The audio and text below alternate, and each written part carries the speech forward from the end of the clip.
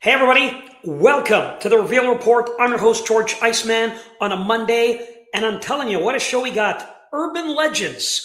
We're going to get into it. We're going to talk about the Shamir. What is the Shamir?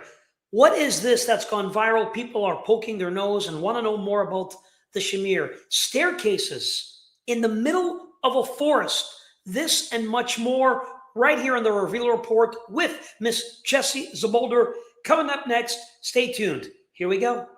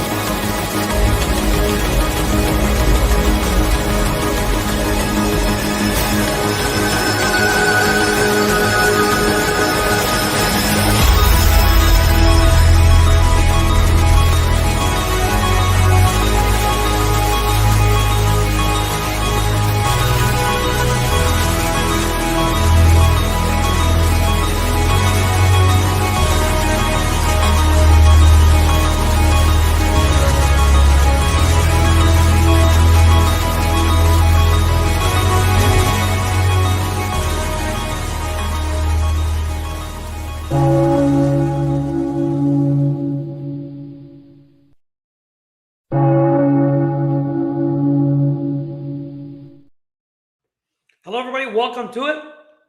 What a show. Urban legends. We're going to talk about things that we've seen on Twitter, Instagram, TikTok. Social media is popular, and people are interested in all these esoteric, occult type of things, the paranormal, things we came together to talk about, me and you, all of you here tonight, many, many years ago. Now, more are interested. They want to know, well, what is this? So we're going to talk about it. We're going to get into it.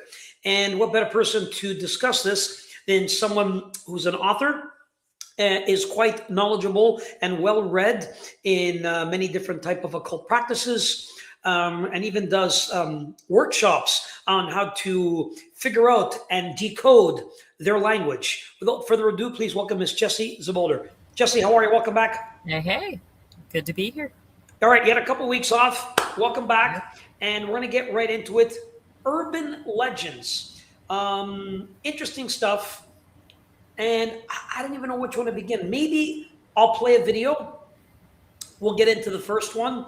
And then I'll get you to comment and we'll theorize and talk about it. So here's the first video that's gone viral on Twitter, Instagram, and social media. I'm going to play it. Turn up your volume. Take a listen. And then I'll get your comments. Here it is.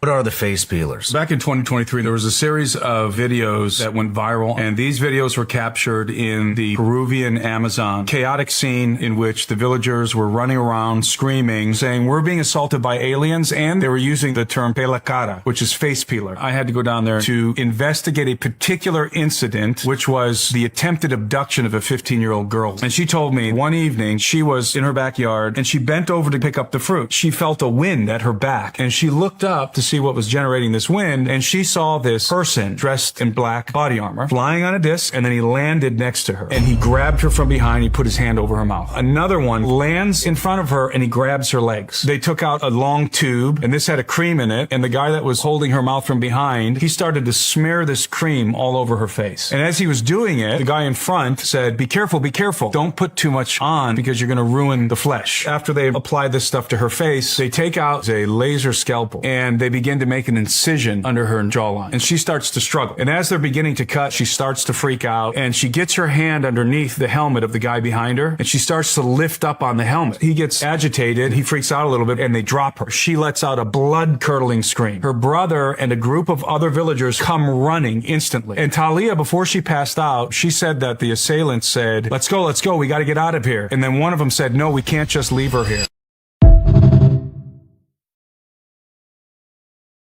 Jess, face peelers, that's a story. It happened in Peru. Let's begin with you. What are your thoughts? That's just otherworldly. I mean, it's kind of scary in a way to think or imagine that people would do that to one another.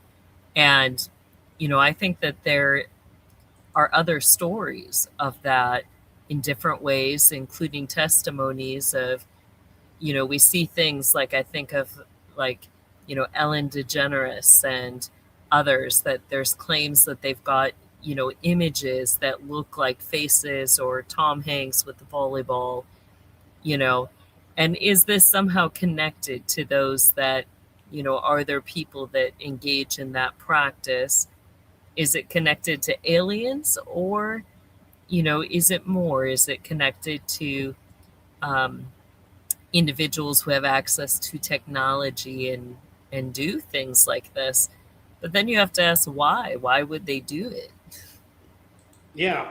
I mean, I got to say that it's an interesting concept in occultic practices. Now, there's all kinds of types of sacrifices and things that people could do, whether it be animals, maybe the human body in general. But then we could get, down a deep and dark rabbit hole, which I don't want to go in regards to YouTube rules and regulations, and theorize on what it could be on other occult practices. So, Yeah. some people are wild and crazy. So we have to tread the waters carefully when we're walking this bridge here. So is this alien really? Is it individuals with high technology, I don't know, government, military, black ops, doing exercises, doing research, doing experiments? I don't know, but it sounds wild. Here's a picture of the actual little girl. Here she is. That's actually her. There's a picture of somebody I guess a picture was taken because everyone's got a cell phone now. So that she's holding a photo, I believe, of what she claims she took a photo of, somebody in some type of outfit on a disc of some sort. But that's actually her. She's got a thing underneath her neck from the incision that was made. And I got to tell you, Jess, that's some wild stuff. And I was trying to read on some more articles. It was in the Peru Amazon. It was attacked. Apparently, they say it was a 7-foot alien. Okay. The people were gold miners that were in Peru. There was a presence of a non-human being in the Peruvian Amazon. It's occurred previously years elsewhere. Look at that. So it's been reported that this has happened elsewhere years before. So the military, In that same area. Yeah, a different area. So the military has showed up, and apparently there has been reports they've done this before. Experiments, like I said, are they fooling around? Is this some type of crazy, dark, deep, occultic ritual? As you and I know, usually this is done within the confines of a controlled environment. Yes? There are things that need to be done that I'm aware of, at least. Maybe they got a different version. But from what I understand, there are things that need to be done in all rituals that I've known, to be in a controlled environment at a certain time, at a certain place, doing a certain thing.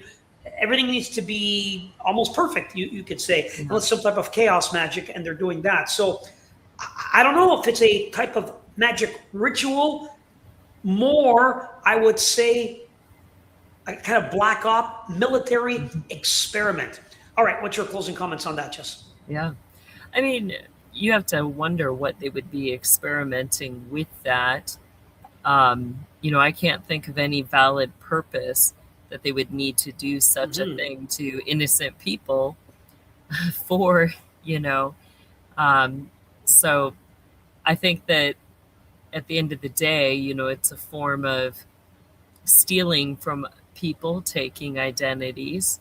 That's what I really think it would be used for if it's connected to military. Stealing identities, aka type of cloning type of thing? Possibly, or, in their way to you get some spirits in the occult that they're, have alliances with certain people. Could it be that they're trying to steal those images or faces that spirits are drawn to? The Amazon is a highly occultic area with a lot of entities, altars, temples. Could it be a form of sacrifice or payment for sacrifice? In some of those cultures, certain, we'll say, body parts or something that are collected, like foreskins for little, foreskins used to be one of the things that they would offer as offerings. So is this a way, or, something that they show? You have the Native Americans that sculpt heads. Could it be something similar to that? Interesting theory. All right, there you go. Face peelers. All right, next urban legend, Jess. Very interesting. Could be false. People are saying they found a guy who started talking about this. Maybe he found several different things in different forests and talk about it, but there's a little bit of truth in everything. We'll touch on that, and then I'll have a follow-up video to this. Let me play the video first, and then I'll get you to comment on it, and we'll talk. Here it is.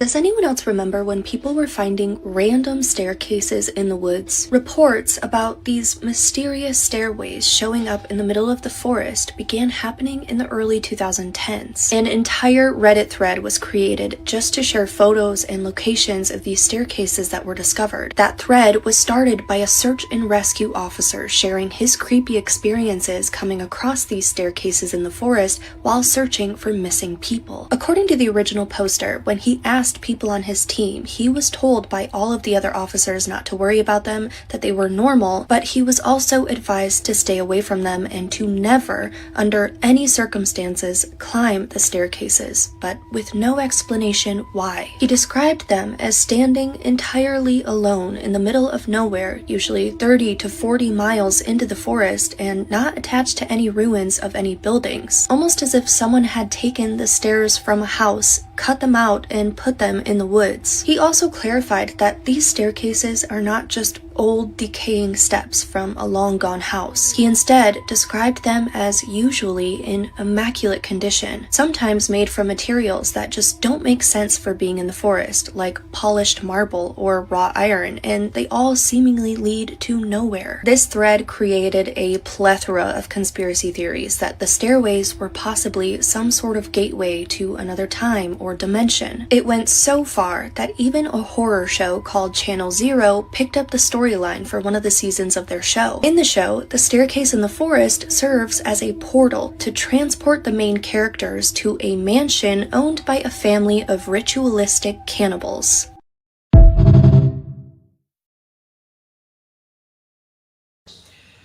Your next urban legend, staircases randomly around the forest. What's your take and thoughts on that one? Yeah, that one is very intriguing. And, the ways that she described it were things that I would say is particularly true of the reports. You have people that are finding these staircases in perfect, immaculate condition.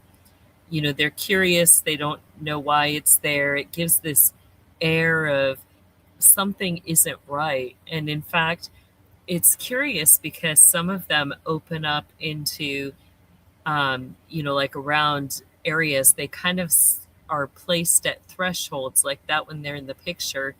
It's like on the brink of a river. You have others that are right at the threshold of, forested area breaking out into a meadow.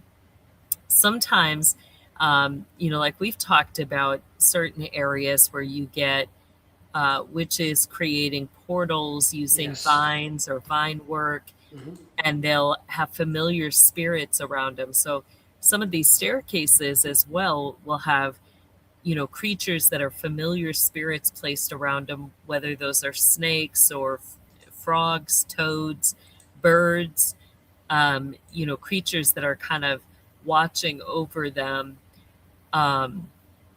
But, some of the theories are, do they go to other places like mansions or houses?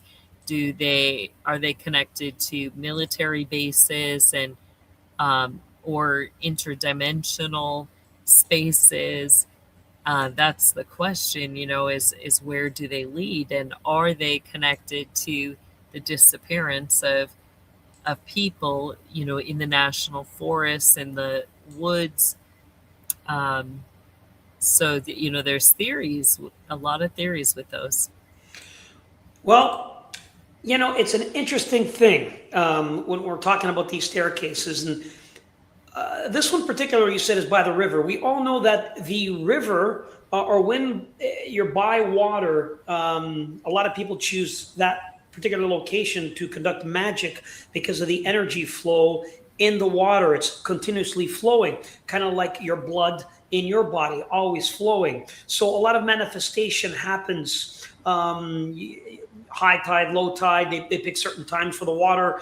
I'm curious to know if possibly these were built, brought to these specific locations, and used in some type of a ritualistic occult practice to actually open up a portal, whether it's on a ley line, whether it's in a particular location. I don't think they just appeared out of nowhere. They did not. They were definitely built and brought there, or built there. And it all started happening around 2019 when lockdowns were happening. Great time to make things appear. No one was in the park, no one was in the streets, no one was on the roads, no one was allowed out. A lot of things happened that we didn't see. So is there maybe a possibility these staircases were created for some type of ritualistic magic to open up doorways or portals to communicate with the other side? I think it's highly plausible. I mean, you have that same instance being used in different types of libraries. You hear stories, whether it's libraries or elite mansions, these ancient haunted houses, where we know that in their Kabbalah magic, they're going to use staircases, whether that's as a direct portal that they're going to create at the end of a wall. They can use them anywhere that they've built these staircases. They can use them as an access point or as a portal into a dimension, or from a point A to a point B. You get even old stories of, stairwells in churches being used, the big the Catholic churches. All right. Yeah. We're going to move along to another one I found very, very interesting. This one we'll give a little bit more time to as we discuss. Take a listen to this one, then I'll get your take. All right, guys, turn up your volumes. What if ancient civilizations were not just building monuments, they were building gateways? Hidden in the mountains of Peru, there is a mysterious stone doorway carved into solid rock. Locals call it Puerta de Hayu Marca, the gate of the gods. It does not lead to a room. It does not lead to a temple. It leads to nothing. A doorway to nowhere. But here is where the story becomes impossible to ignore. Legends say this was not a doorway for people to enter. It was a doorway for beings to arrive from another world. The Incas spoke of gods who traveled by shimmering portals of light, and this site was believed to activate when a golden disc was placed into its center recess. A key, a frequency, a device. Tourists and researchers report strange effects near the structure. Electronics malfunction, compasses spin, and some say they hear whispers carried on the wind as if calling from the other side. In 1996, hikers claimed they saw a blue glow appear in the doorway before vanishing without a trace. The official explanation, optical illusion. The unofficial testimony, something walked through it. And here is the part that history cannot explain. Identical gates appear across the world. In Egypt, in India, in Sumerian ruins, even carved into remote desert canyons of the American Southwest. Different cultures, different continents, same design, same purpose, not tombs, not temples, technology. If ancient civilizations believed the gods traveled through portals, what if the gods were not myths? What if they were visitors? And these doorways are the leftover infrastructure of a forgotten transportation network. Yeah. Very, very interesting. All right, Jess, once again, interesting. 2 stories based in the same area. Peru. What is going on in that location that's so lively for supernatural powers to come on and start all these internet stories? All right, gateways, portals. I know you know a lot about these things. Yeah. We know that there's places around the world that the military protect purposely because they feel it is a gateway. So I want to get your thoughts on this story, this gateway possibly in Peru. Well, I would start with, I believe the gates are something that's natural. We have natural energy lines, veils between the physical and the spiritual world. And really that's what these occultists and entities are trying to access, something from the spiritual dimension into the physical. A portal I would kind of classify as a doorway or a doorway with a space in between it that, has to be gone or dialed into, gone through in order to get into the spiritual dimension or from a point A to a point B. Now, what's curious about all this is that in our day and age, it's kind of like a mysterious taboo thing. But when you look at the architecture, you look at the complexity of the technology, we don't understand necessarily how it works or operates or how it was used. Yet, if these cultures were not as advanced as us, we look at them as simpler cultures than our own. How did they have access to such things? Really, there was a complexity there that they understood. And I believe it would be possible for them to use those things as a gate or access way from one dimension to another. I don't think they're just stories or myths. I think it is, more than a form of transportation. I think it had to do with the building of altars, the worship of the entities that they worship. And, when I think of even what I know of the occult today, you can go to Open Scroll Calendar / Satanic Holidays, and on there you'll see monthly rituals that include things like satanic or demonic revels. What is that? It's, people that are engaging in sex magic with entities. And I believe that that's what, these doorways were for, that in connection with their temples, their altars, the sacred grounds in certain areas, they would have doorways for these entities to enter in, and certain times and seasons of the year, they would engage in different forms of magic and rituals with these entities that they were worshiping. Man, this is some wild stuff. We know that there are sacred locations, and some places fall on ley lines. But what we get to a really strange place is the architecture of these things, the way it's built, what it looks like, its precise cuts and holes, its location on a map. Usually it has numerology. It might be facing a certain star. So a lot of it makes sense. Does it look like a compass from high up? There's a lot going on here. We can't really explain, and this is why we theorize and we talk and we debate and we discuss. But it's just shocking to me that we still don't have answers, or at least the answers ain't being shared with all of us to discuss. If you're looking at these type of things, the only thing is this is a advanced technology. There's no way. We don't even build this type of stuff now. This is an advanced technology. If you look at the shirts, or the churches, I should say, sorry, that are built today and what they were built 100 years ago, they are completely different, 100% different. So what technology is available that we don't know about? Is it hidden? Is there a part of our history that is being erased or hidden from us? And if there is, just why do you think so? I think because it's powerful. It's power. And, some of it, the best way we could put it is that they're dealing with power at a nuclear level, mass amounts of energy. And when we think about those cultures, there was they're so entwined with their worship of these entities. In my series, Architecture and Altars, I get into the connection with the ancient worship.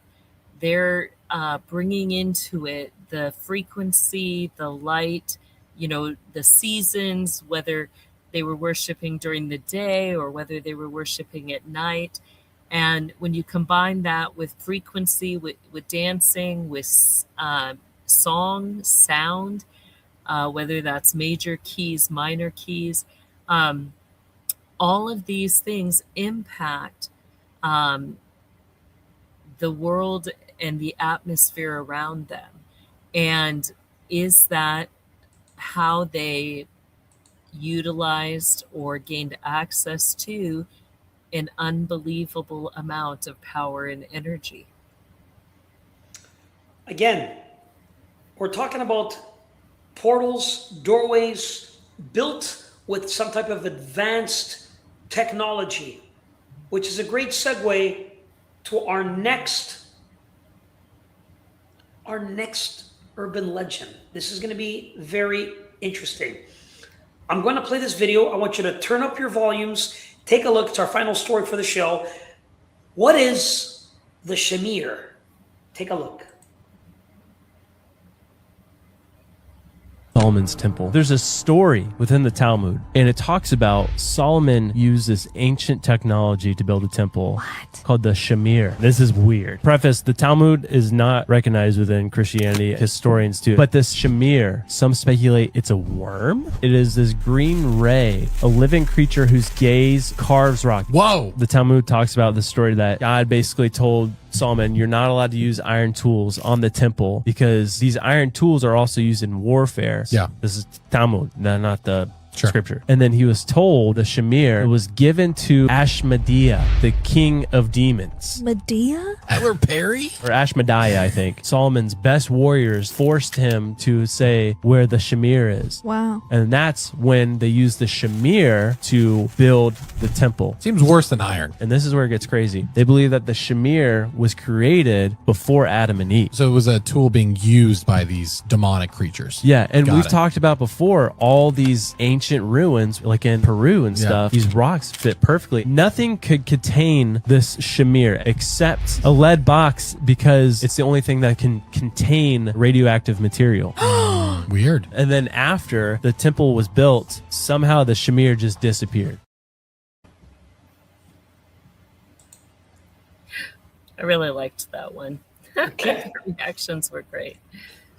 What are your thoughts on the Shamir and the story that it helped King Solomon build the temple? And we'll get to reasons why.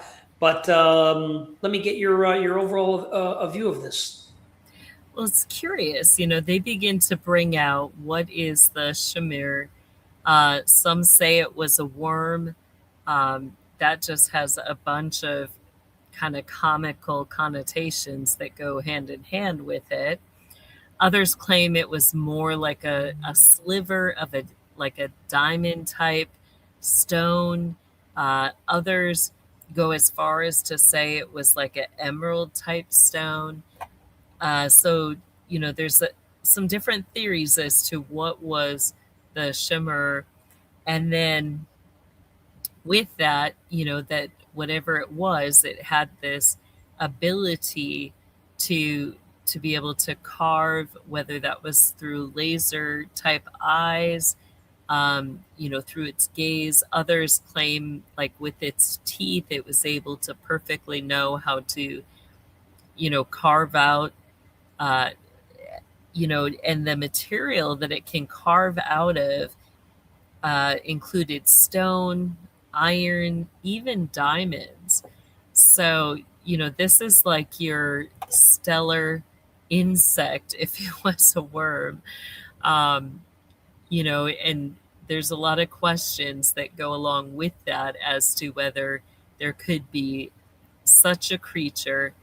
Some of the history going back claims that this Shamir could possibly be connected to the jinn, and that would be through the Quran that has that connection, that it would be considered a type of jinn spirit, which goes along with a lot of the different theories in Solomonic magic as to how King Solomon captured spirits, made them, summoned them to do his work and bidding, and including, the building of the temple.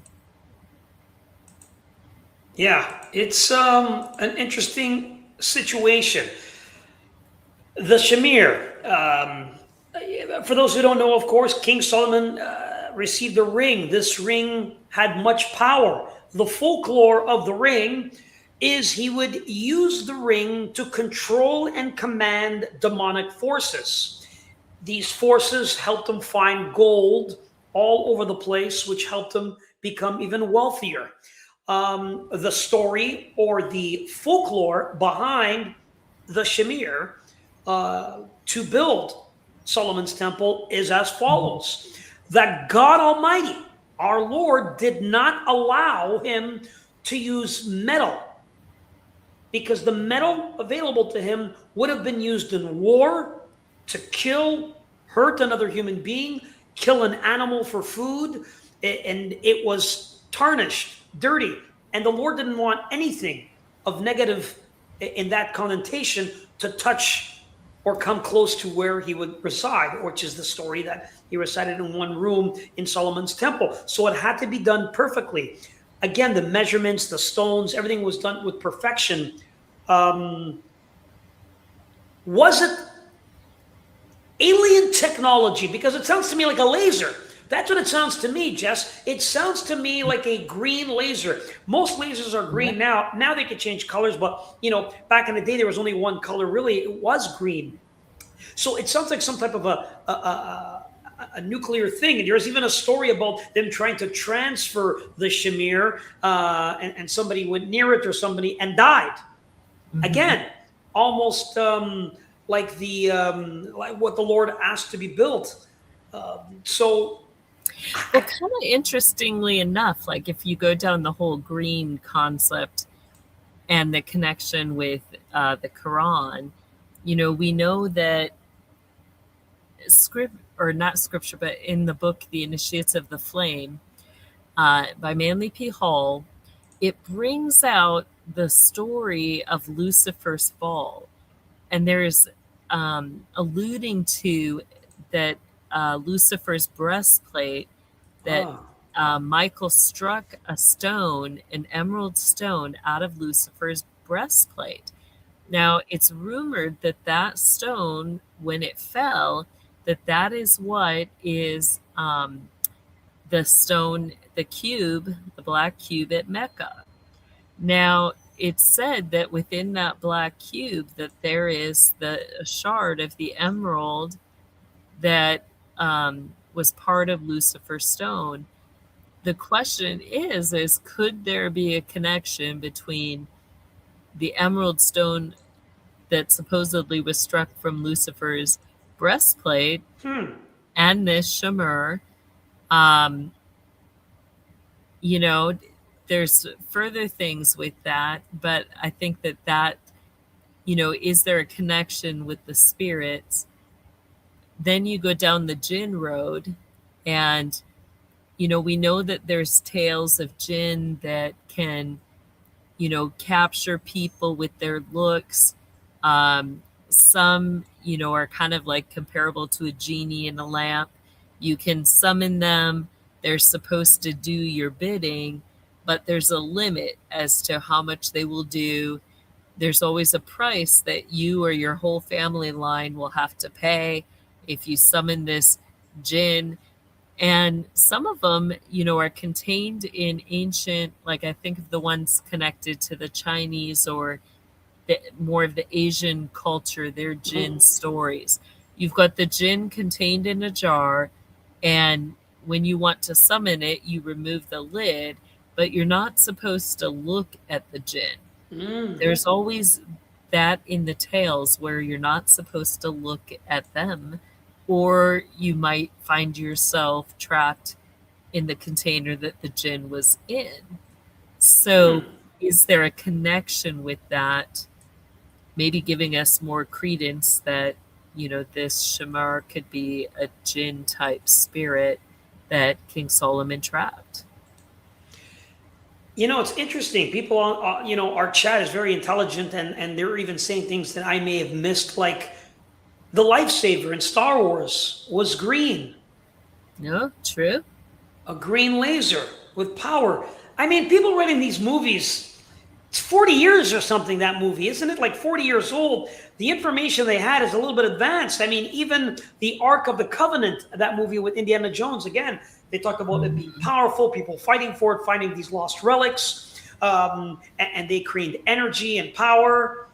It's pretty interesting if we go back and look at it and all the connections to the top of the stories we're saying. But like you said, a jinn, possible.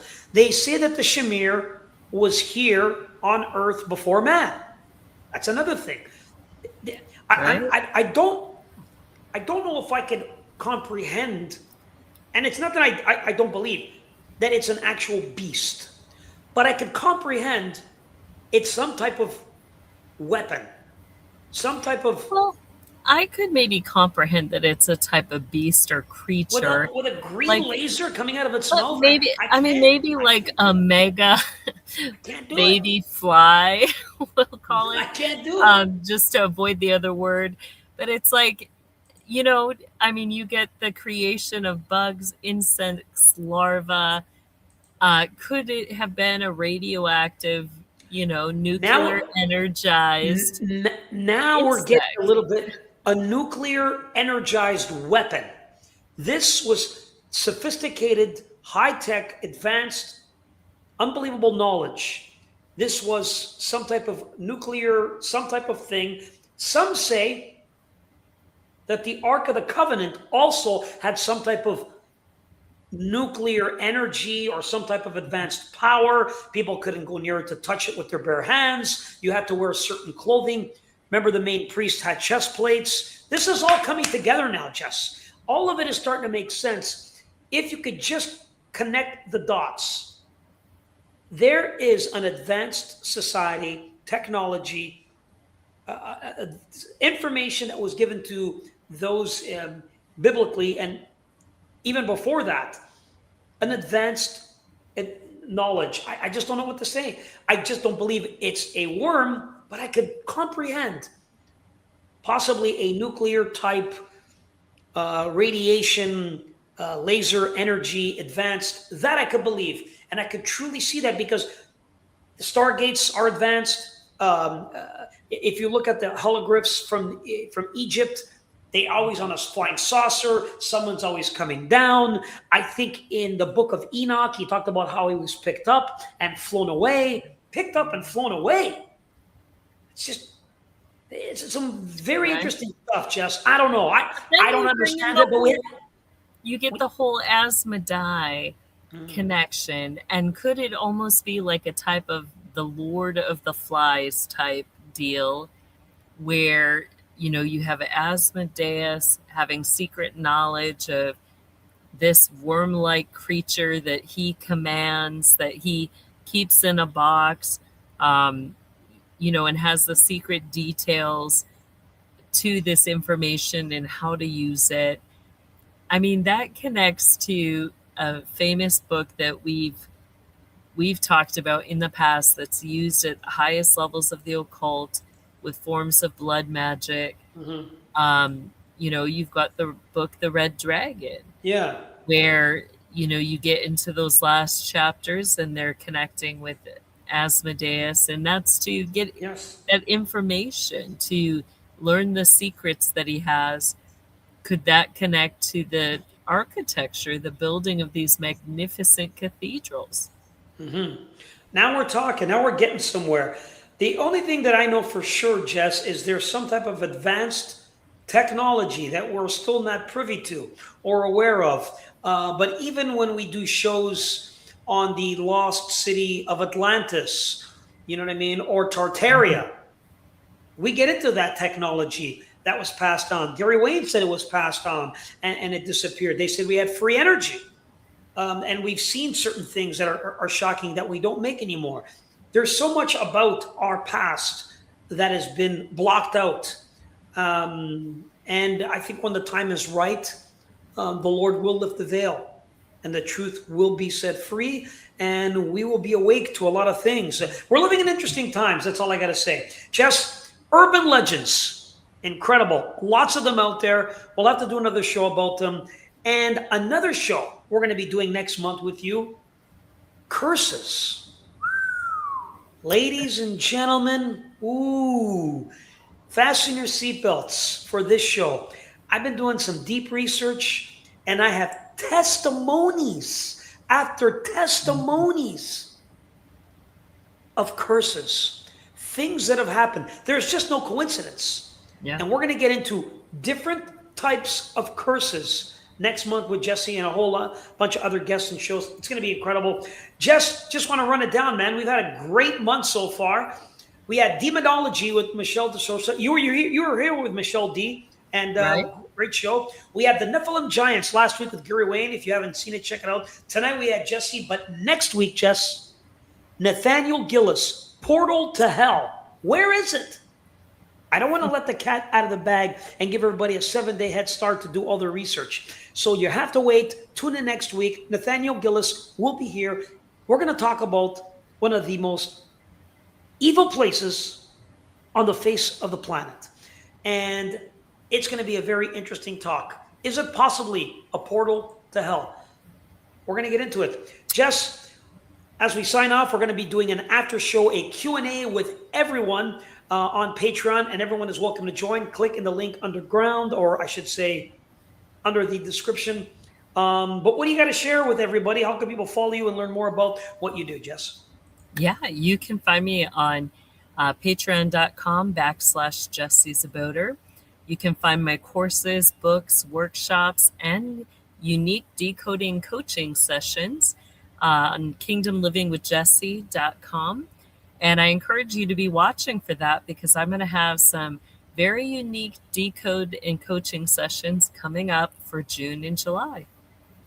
What do you mean special? You've teased everybody. Unique. Well, one of them, we're going to get into decoding the elementary schools connected to Walt Disney. Ooh. We're also going to decode Disney World, Disneyland, and Disney Tokyo, Japan.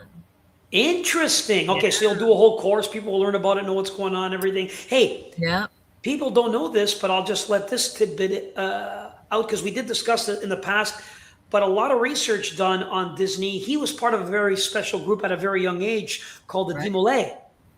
And this society is kind of the brotherhood, the younger generation of Freemasons, and the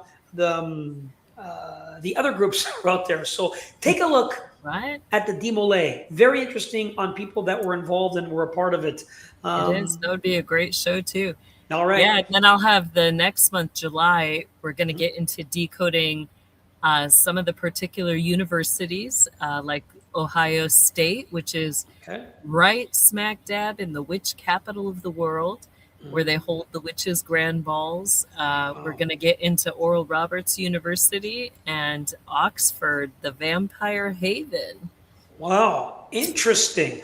All right, guys, you heard it from Jessie.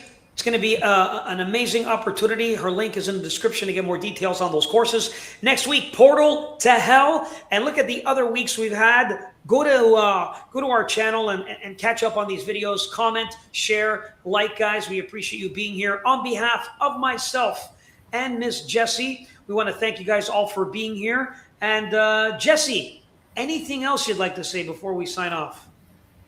No, I encourage people to join us in the after show. We'll see you there. Wait a minute. We're doing an after show? We are. Of course. On Patreon.com. All right, everybody. I want to thank you all for watching. Have a great night. God bless. See you next week.